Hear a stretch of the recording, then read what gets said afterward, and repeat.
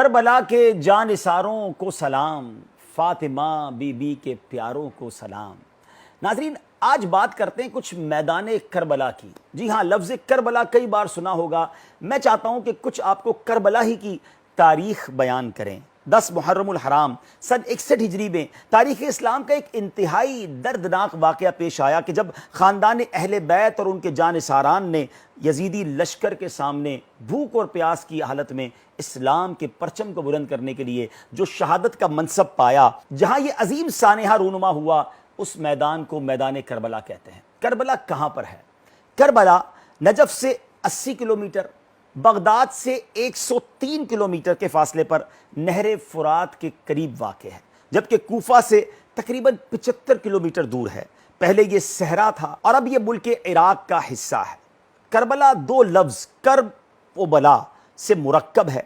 کچھ اہل لغت نے کہا کہ یہ کربل یعنی چھانی ہوئی گیہوں یا کربلتن دلدلی زمین سے ماخوذ ہے، اس لیے کہ وہاں کی زمین کنکروں سے خالی اور نرم ہوا کرتی تھی۔ ایک قول یہ ہے کہ کربل ایک جڑی بوٹی کا نام ہے جو وہاں اگتی تھی، اس لیے اس جگہ کا نام کربلا پڑ گیا۔ احادیث مبارکہ میں اس جگہ کو نینوا اور طف کے ناموں سے بھی ذکر کیا گیا۔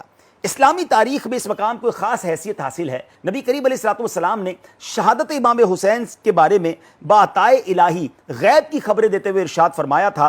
حضرت ام سلمہ رضی اللہ تعالی عنہا سے حدیث روایت ہے کہ حضرت جبریل علیہ السلام نبی کریم علیہ السلام کی بارگاہ میں حاضر اور خبر دی کہ آپ کی امت آپ کے بعد آپ کے شہزادے یعنی امام حسین رضی اللہ تعالیٰ عنہ کو کربلا نامی مقام پر شہید کر دے گی۔ پھر شہادت گاہ کی مٹی جو ہے وہ نبی پاک علیہ السلام کی خدمت میں پیش کی گئی۔ نبی پاک علیہ السلام نے اسے سونگھا اور فرمایا ریحو کرب و بلا، یعنی اس میں بے چینی اور بلا کی بو آتی ہے۔ اللہ اکبر۔ پھر نبی پاک علیہ السلام نے وہ مٹی ام المومنین سیدتنا ام سلمہ رضی اللہ تعالی عنہا کو عطا کی اور فرمایا کہ جب یہ مٹی خون ہو جائے تو سمجھ لینا کہ حسین شہید ہو گئے ہیں۔ اللہ اکبر۔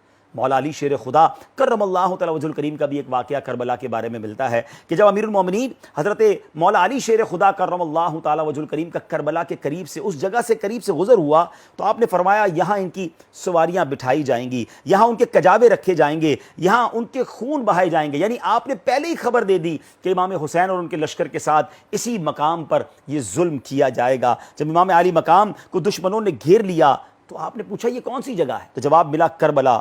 تو آپ نے فرمایا بے شک میرے آقا علیہ السلام نے صحیح فرمایا تھا کہ یہ کرب و بلا کی زمین ہے۔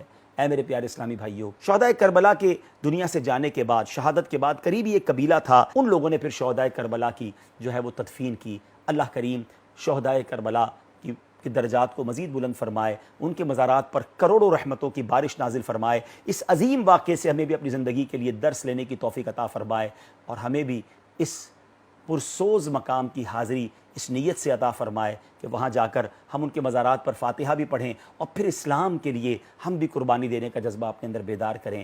آمین بجاہ النبی الامین صلی اللہ تعالی علیہ وسلم۔